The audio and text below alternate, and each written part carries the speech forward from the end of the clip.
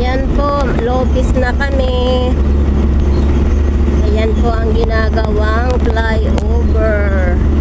Kasi lagi po itong binabaha. Ayan, mababa po ang lugar. Ayan po, nakikita nyo ang taas. Hindi pa rin po natatapos. Medyo matagal-tagal pa. Ayan.